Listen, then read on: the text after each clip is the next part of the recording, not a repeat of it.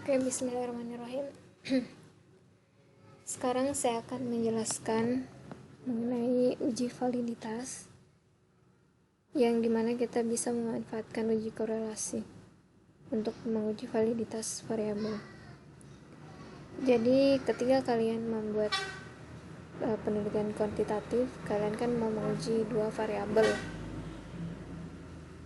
Kalau S1 umumnya menggunakan dua variabel, yaitu variabel independen dan variabel dependen, atau variabel yang mempengaruhi dan variabel yang dipengaruhi.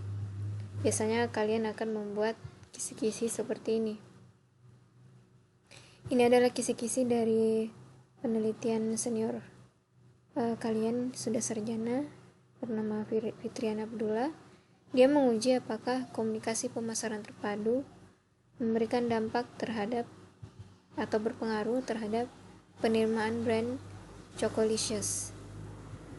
Nah, ini biasa kalian akan membuat ini variabelnya, kemudian ini indikator-indikator dari variabel ini, atau ini yang mengindikasikan pemasaran langsung, promosi penjualan, hubungan masyarakat, penjualan personal, dan periklanan yang mengindikasi terjadinya komunikasi pemasaran terpadu.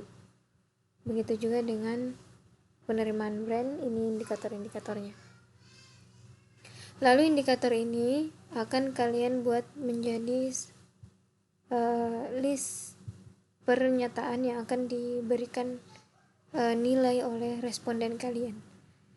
Pernyataan nomor 1 misalnya, saya sering mendapatkan pesan langsung WhatsApp dari Chocolicious mengenai katalog produk dan promo yang berlangsung. Nanti dia akan menilai apakah dia sangat tidak setuju, tidak tahu, setuju, atau sangat setuju. Itu disebut skala Likert. Dia akan menilai pernyataan ini berdasarkan yang real yang dia alami. Nah, sekarang saya akan ulang dulu apa yang dimaksud dengan uji korelasi. Jadi hampir semua hal itu bisa diuji korelasinya. Sekarang saya mau coba uji korelasi usia dan pendidikan. Jadi kalau kita menguji korelasi, kita melihat apakah ada hubungan signifikan antara usia dan pendidikan, dan apakah hubungannya itu negatif atau positif. Kalau negatif, sebentar ya, saya akan kasih lihat dulu outputnya. Jadi cara kita menguji korelasi usia dan pendidikan ini adalah ID 2 dan ID 3. Ini sudah diisi oleh responden. Ini semua jawaban dari responden. Cara kita melakukannya adalah dengan analyze, correlate, kemudian bivariate, kemudian kita keluarkan semua ini, masukkan ID 2 dan ID 3, kemudian oke.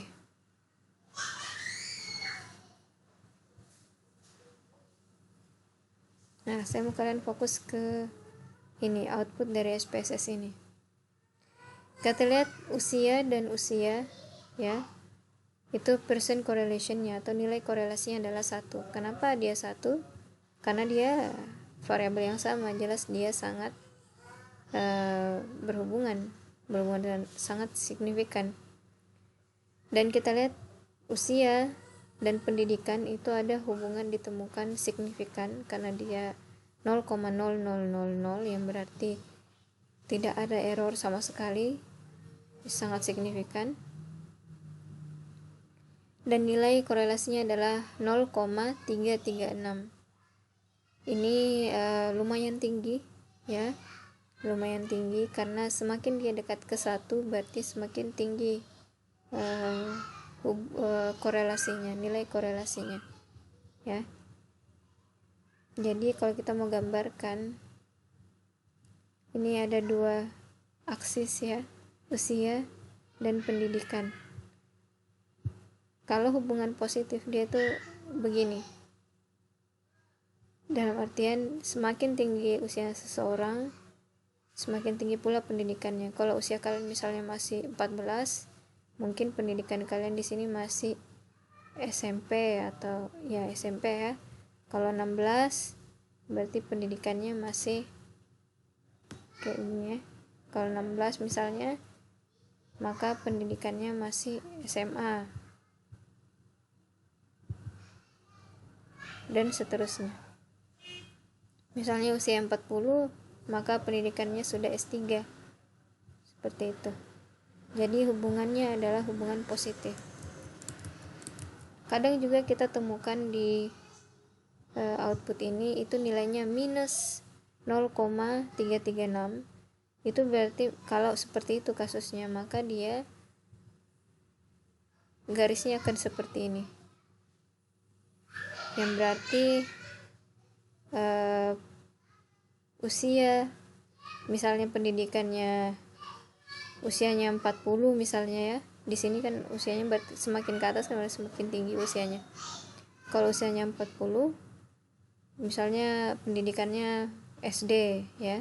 Tapi itu kan tidak terjadi di output kita, karena output kita nilainya korelasinya positif, maka garisnya dia linear dan positif. Oke. Itu untuk sederhananya. Sekarang bagaimana dengan uji validitas?